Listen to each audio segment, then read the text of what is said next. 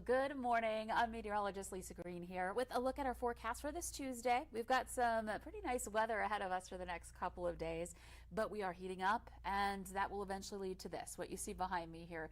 First alert weather day coming up for the day on Friday, and that's why we've got that flag in the background for our 4th of July plans.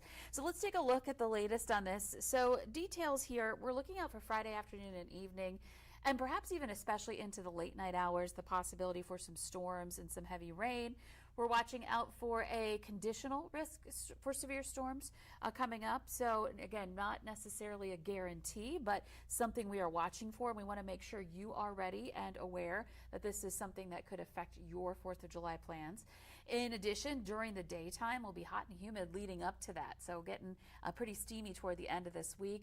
And there's also some heavy rain potential too with this one. So that's something I'm looking out for as we are looking ahead to the holiday to come. So that's our first alert weather day. Meanwhile, we've got some rain that we're still trying to work through the system. We've got our flood warning for the Red River at Fargo, and we're currently at flood stage. The latest update, it's been slow to rise, so it's kind of undercutting, our projected crest. And you can see that here on this graph. If it were rising a little more rapidly, it'd be a little higher up on the graph here, getting close to the 18.5-foot mark. So it's possible that may get adjusted down just a little bit. Either way, 18 feet to 18.5 feet, that's on the low end of our flood warning, where we're talking about minor flood stage. We do have Elm Street, of course, always impacted by this for the Fargo side, and the pedestrian bridges, the Sertoma Bridge, the floating bridge around Dyke East, those are out, and the docks as well along the Red River right now. You can see it's forecast to drop, but again, there is that chance for some heavy rain as we head into the end of the week. So we'll be watching our rivers closely. You can always check those on the VNL weather app and valleynewslive.com. There's a tab right there on the weather page for a link to our latest river levels. So here's a look at current conditions. We've got beautiful weather in the Southern Valley right now. This is at the Red River Valley Fair. We've been checking in on our camera there. It's been so great to have that camera just in time to see the setup for the Red River Valley Fair. You can see the midway right there. Looking pretty good to go here, getting close as we're working our way toward the start of the fair, which will be on the 4th as well. And one other thing I want to show you is Northern Valley Skycam. This is the Grand Forks Skycam at UND Aerospace on top of their building there. You can see that fan going. That's an anemometer tracking the wind at their weather station there. And beautiful blue sky going on in that area too. So Northern Valley, Southern Valley looking great. Let's take a look at our temperatures. It's 77 in Fargo. Wind out of the west at 10. Grand Forks is at 80 degrees. We're looking at some westerly wind there at 14 miles per hour. So warmest in Grand Forks on our list right now.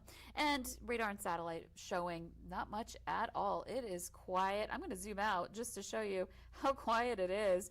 There's a cold front moving through the eastern part of the U.S. that's bringing some heavy rain there, but otherwise the plains, much of the plains, especially the central northern plains and into the Great Lakes, we're pretty quiet here in the Midwest. So nice to get that break. That continues into today. I'm going to step you through our forecast here as we take a look at our hour-by-hour planner. We will not see much change. You can see those temperatures this afternoon getting into the low to upper 80s, but the sky stays blue and clear with just a couple of clouds passing by. It's not really until this evening that we have a chance for a thunder shower or two. This model doesn't show it as much, but a second model that we use as well, I've been looking at both of them, does have a chance for a little shower activity in the evening hours, maybe a thunder shower going on. These are isolated, but this particular model holds it off until the late night hours. This is 11 p.m. You can see some storms dropping in from Canada. And if you're along the Highway 2 corridor and then points north, that's where you're more likely to experience this overnight. And here's the great thing. This continues into tomorrow morning and then moves on. Here's the great thing. We are not expecting to see severe storms with this. It's just going to be a chance for a storm or two. And the Storm Prediction Center has everybody in this possibility through tomorrow morning. So again, could happen in the south, but it's more likely to occur in the Northern Valley. So that's today. Heading into tomorrow, we're looking pretty good.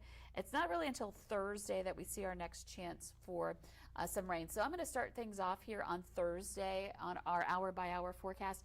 Yesterday, if you were watching, I mentioned when we're more than a few days out, we end up not being able to use our more higher resolution models. The short range and medium range models are higher resolution. Whereas if we're looking farther out, in order for the computers to be able to crunch all the numbers that far out, the resolution has to come down. So we get these big blobs of green. And so that's still in our range right now as we head into Friday. So keep that in mind. Storms and showers may be more scattered than what's depicted on our map here. So let's take a look at Thursday. You can see Thursday morning. I'm going to back up a little bit more here so we can see the full map. Thursday morning, we're looking at conditions that are pretty quiet. This continues into the noon hour. It's not until we get to the evening where you can see that there's that chance for some rain, some thunderstorms into that second part of the day, especially evening hours heading into Thursday night, continuing on overnight. Northern Valley and west right now look like we would be seeing our best bet for storms in those locations. So Thursday starts to ramp up. I haven't talked about temperatures yet. We're really going to be heating up and feeling that humidity too. So be prepared for upper 80s to low 90s and mugginess to go along with that. That will help to fuel these showers and thunder showers. Now let's move on to Friday morning. Not a lot happening on our 4th of July. Heading into midday, not too bad still. So if you've got a morning 4th parade you want to head out to, you have a better bet of that going off without dealing with rain showers.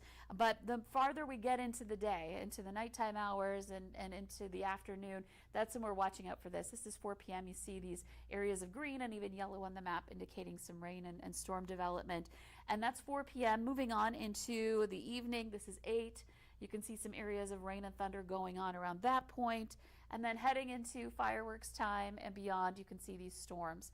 Now, the severity of the storms, at least in the latest models, kind of coming down slightly. Still a risk for severe, but that may get replaced by the risk for heavy rain. That may be coming down in some of these areas. So either way, we're watching out for weather that's going to be impacting us heading into the 4th of July, some of which could produce, again, heavy rain, but also watching out for that possibility for severe weather too. So it's Tuesday, still a few days away before we have that holiday upon us. So we'll get more fine-tuned in what we expect to see, when, and the kind of experience that it will be, how intense it will be for us coming up here. But just want to give you today's update. So again, that's looking at our forecast for the rainfall that may be coming down. And now I want to look at just how much we can expect to see. We'll take that full screen view here. This is through the week this week. So this is cumulative. It would include anything we see tonight. Continuing on into Friday. This is Friday about 1:40. So you see we've already had some rain showers. Perhaps tonight, maybe again Thursday night in some areas. But watch what happens as we head into Friday night and into the overnight hours. By Saturday morning, there are areas where we could be seeing more than an inch, maybe even several inches of rain that have come down in some of these storms. And even Saturday, there's a chance for some storms. So that's why I went ahead to Sunday morning. You can see areas where we've got that significant rain possible. So we need to watch out for that too. The possibility for too much rain too quickly here in the region. So let's take a look at our extended planner. Again, today, tomorrow, Thursday, we're heating up. We're getting temperatures in the upper 80s to some low 90s. Humidity to go with that too. Thursday nights, we just talked about that a moment ago, that storm chance. And then Friday, our first alert weather day, still a chance for severe, especially in the second half of the day, and that possibility for some heavy rain as well. After that, our temperatures kind of come down a little bit. We're still in the 80s, but not upper 80s to 90s. So just kind of stepping down one level heading into the weekend. And that continues into next week. More weather that's going to feature chances for rain and thunder and temperatures in the 70s. So again, a reminder, we have that first alert weather day for Friday for that potential for severe weather. It's the 4th of July. So we want to make sure you're ready for it and that you just know that it's a possibility because so many people, it's the big holiday of the summer, and so many people are away from home, away from your usual places where you would typically seek shelter if there's severe storms. So whenever you're headed to, wherever you're planning to go, just make sure you know where the storm shelter is in those locations, whether it's out to a fireworks event, maybe you're going camping, maybe you're heading out to visit relatives or friends. Just make sure that you know where to go if the event of severe weather does happen. I'm hoping we luck out and maybe we'll just see rain and maybe some rumbles of thunder once fireworks are done, the overnight hours, but still the potential's there, and it's something we need to make sure we're paying attention to. And we'll be right here keeping you up to date on any changes in the trends on our forecast models, how things are looking as we get closer to the event as well. So in the meantime, enjoy this beautiful Tuesday. We've got that gorgeous weather. I'm going to pull up our sky cam behind me again here because we're looking at conditions that are looking quite nice for us here. I actually have to go to a different computer to do that, but I really want to do that. So let's pull it up behind us.